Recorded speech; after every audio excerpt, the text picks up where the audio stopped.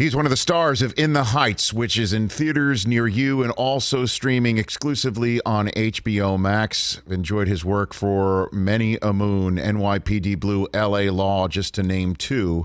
One of the stars, again, of In the Heights. Jimmy Smits here on the Rich Eisen Show. How are you, sir? Good morning, Rich. Back at you with the fan love. I've been listening to you for years and years, man. God bless you. I really appreciate that. So you're born in Brooklyn. I'm born in Brooklyn. I'm from Staten Island. You know, you're now in the Heights. I kind of feel like I know you in a way. You know, I kind of feel like I know you. New York.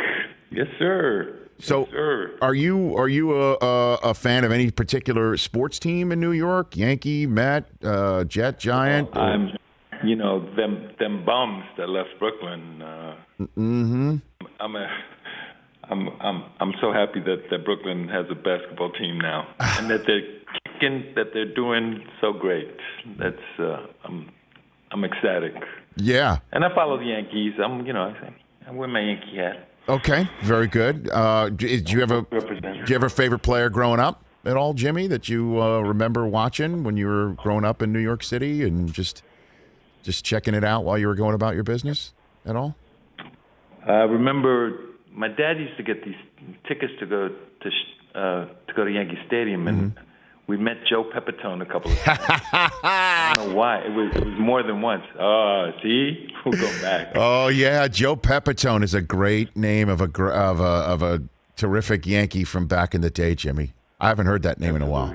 I love that. That was like that's Mickey Mantle, Roger Maris, that whole contingent there. Of course, no doubt about that. And again, now I can't get enough of In the Heights, Jimmy. And you know, I was watching it with my kids because they're big Hamilton fans, and I had to I had to explain to them. I'm like, well, if this sounds like Hamilton, it's really Hamilton sounds like In the Heights. That In the Heights was before Lin-Manuel came up with Hamilton. What in the world is it like to work with Lin-Manuel Miranda and see his talents on display, or be having such an important part of his pop culture landscape placed in your hands with the rest of the cast of In the Heights, Jimmy? Yeah, Rich, you said it right there, changing the landscape. I remember seeing an off-Broadway iteration of In the Heights, and I had a friend that was working at the drama bookstore that told me about these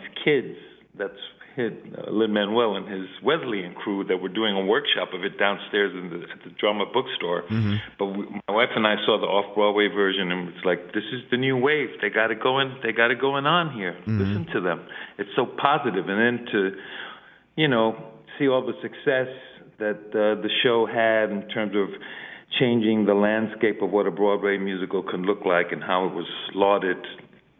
I've been a huge supporter. And then I saw Lin a couple of years afterwards. I was doing a show on Broadway myself, and he had just taken a vacation from the show and was telling me at the drama bookstore, we were both at the drama bookstore, he said, yeah, I was reading this book about Hamilton.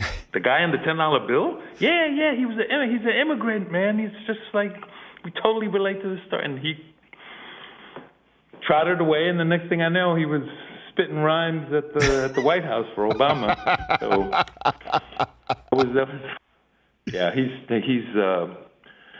there's a good soul there. There's a guy who, you know, he's got this love of Broadway and positive messages, and that's what's there in the film. And with John Chu added on, our director, in terms of the film, some of these visual homages that we have to the golden age of cinema. It's just, it makes me really, really happy with these universal themes that I think, you know, your kids probably picked up on. It's just joy happening, and people are ready for this. You know, the universe aligned for us in a lot of ways, Rich, in terms of the pandemic and people having all this time being locked up and thinking about not only medical stuff but social issues. I think, you know, people are ripe for being around other people, audiences, and acceptance of joy and what a summer musical can do. You know, music, you remember a song in the summertime sticks with you for life. You can hear that music and it just goes right back to that time. So all those things are great for the film, I think, and a great cast, a really talented young cast. And you're terrific in it too. You carry a couple tunes, Jimmy. I'm not going to lie. I mean, it was great to hear. I mean, you know, you being a dad and having some intense dramatic scenes. I'm used to that, you know, and I know that you've been on Broadway for a very long time. I loved it. I got to check off my little artistic bucket list there, and, you know, it's not just doing a little musical here and there in summer stock, you know. Right. Lin-Manuel Miranda in The Heights, and again, you play a dad whose daughter is the light of the community because she makes it to Stanford, and now has second thoughts about it because she doesn't feel welcome in the community there because she's from Washington Heights. And her experiences growing up there and her comfort level of growing up there makes her feel like a fish out of water in Stanford. And it's just a beautiful scene. You and the actress who plays your daughter, and Leslie Grace, fine, remarkable. She's known as a singer, but this young lady, she totally opened up her heart and gave 110% to the acting part of this as well, and some of the moments that she has, not only in our scenes, but with her scene partner, Corey Hawkins, just beautiful, touching moments. No doubt. And you shot much of this in Washington Heights itself, the community of which this is based, right? Did you shoot it? Pretty much all of it, Rich. Yeah, and that was in and of itself was a joy. I mean, we weren't doing movie catering for lunch. We were going to the community restaurants there, and Lin-Manuel Miranda and Chiara Alegria Judes, who's the screenwriter and wrote the Broadway play, they both are from that neighborhood. They live there, and the neighborhood is aware of them and their positiveness about what the show represented when it was on Broadway. So they knew we were there, and they buoyed us so many ways, I think, in terms of being positive. And, like I said, it's just beautiful. Everybody should go check it out, either in a theater if you are so inclined, or streaming it exclusively on HBO Max. It's called In the Heights, based on the hit Broadway musical. Jimmy Smits here on The Rich Eisen Show. I do want to hit your career a little bit prior to this film, Jimmy, because like I said, I'm a big fan, but I kind of want to hit the Wayback Machine with you, if you don't mind, the real Wayback Machine. Is it true that you lasted? Since we're talking about Joe Pepitone, we might as well go Why back not? to If we're talking Joe Pepitone, we might as well talk about your 5-minute long stint on Miami Vice. Is it true you were the first partner of Sonny Crockett's on that show, and you lasted 5 minutes on Miami Vice? Well, don't make it sound like I got fired. That's the role. Part of the job. Right? Yeah. Going in. Right. Is that true? That was one of your first television roles, Jimmy? It was one of the first nighttime gigs that I did. Yeah. Okay. What was that like back in the day, to be involved? It was so exciting to be. Well, that was a pilot episode. Right. So to be, I was doing off-Broadway theater, working at the New York Shakespeare Festival a lot, and to be in Miami and with these group of people who kind of had a feeling that they were doing something cutting edge in terms of television, was really very exciting. And I remember Don Johnson. He and I were in a wardrobe fitting together, and he took his beautiful linen jacket and kind of like balled it up and put it in the corner and says, "He needs to be rumpled. He needs to be rumpled." And that's why you, Rich Eisen, were wearing rumpled linen jackets after that. Probably with the arms up. I just don't know if I really had the ability to pull that off, to be honest with you, Jimmy, back in the day. I am also a big fan of, with all of these films that were born at the time and also came out of it, like buddy cop movies in a way. Running Scared is a film that does not get, I don't think, the due that it deserves. We had Billy Crystal on this show the other day. We've already established your Broadway roots. It must have been quite something for you to be in that film at an early part of your career, and Gregory Hines was a co-star for you. That had to be something for you, Jimmy, I would imagine. I had so much fun working with those guys in Chicago. In the middle of from November through February, we were there.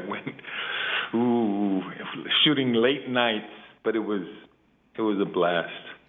Both Gregory and Bill were so nice to me. Right. Have you watched that at any time recently? Did you maybe flipping the channels during the pandemic at all and coming across? I don't really like to watch a lot of. I saw a clip of it recently because we had some function that we had to do, and the part of the clip package was one of the scenes from the film. So there was some stuff there. I bet. And then one other aspect I want to hit you on, and that's a large part of your career.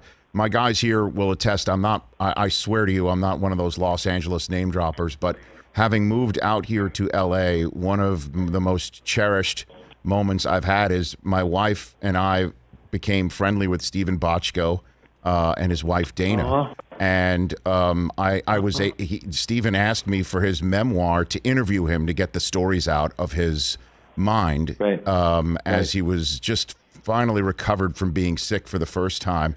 What was it like to have your career placed in the hands of somebody as genius as him with LA Law and NYPD Blue, Jimmy Smits? Well, Richie, we probably wouldn't be talking right now if it wasn't for that game changer in terms of what television is. He changed my life, and really, permission to aspire. He did that for so many people, and changed the way people, watch network television. I mean, if somebody were trying to pitch NYPD Blue now to network TV, I don't even know if it would get on. But he's consistently was just a great person, a wonderful storyteller. You know how funny he was, and irreverent in so many ways. Was willing to go up against the networks to push the envelope to make television better, and just told beautiful stories. Beautiful story. What is your favorite moment of either one of those shows? L.A. Law. You got a great moment for that for me, like a good story. L.A. Law for me was great because the ensemble was really tight. We all came from most of the cast came from New York and had theater backgrounds. What was funny was when we would get together for these conference room scenes that were part of the show, and we would discuss what would be the cases of the week. And again, theater backgrounds, a lot of the work, talking about the work and the scenes and stuff. And as the show became a little more successful, the conversation started talking about house editions and sure, that happens. Right, and then just a great cast, And Dennis Franz he wasn't like Sipowicz at all, right? In real life, like that. That's just how great of an actor he was, that the two of you would be on screen together for all those years, and it just felt so right with you and him working together. An iconic television role of Andy Sipowicz that Dennis inhabited for a dozen years there, and I feel so blessed to be partnered with him the time that I was there, and the situation, the way it went down, like the show actually came back to me after a while, and I got to do it, and the partnership was just great. We would shoot in L.A. the interior scenes, but when we would come to New York, the New Yorkers were just like, "Hey, Dennis!" I bet. And I'll just take one stab, though, and say the biggest points you might have ever earned with your kids, though, is being in Star Wars films. Would I peg that correctly, or no? That was up there. I didn't get a lightsaber, but I had a speeder, so they were impressed. Hey, they didn't give you a lightsaber. Hey, look, Jimmy. Like I said, I've been a fan of yours for quite some time. The fact that I was able to share In the Heights with my children. They love the music. They love absolutely everything about it. And I can't wait for everybody to share it with their kids or whomever. It's a beautiful movie. It's fun, and it was terrific, and you're great in it. So thanks for the time. I really appreciate it. Oh, Richie, thank you so much, Richie, and thanks for bringing up Steven. You did a great thing for my memory banks. No, he's in gratitude. Certainly, when you were talking about even with Miami Vice saying that they were doing something with television that wasn't done before. I mean, the idea of let's just not end an episode with neatly tying up every storyline. Let's have an entire season-long arc or multiple season-long storyline arcs previously on. I mean, we're all taking it for granted now. That came out of his head. It's unbelievable. Absolutely. So, God bless, Rich. Thanks again. So You bet. Thanks for the call. That's Jimmy Smits, everybody. Check him out. In the Heights, in theaters nationwide now and streaming exclusively on HBO Max.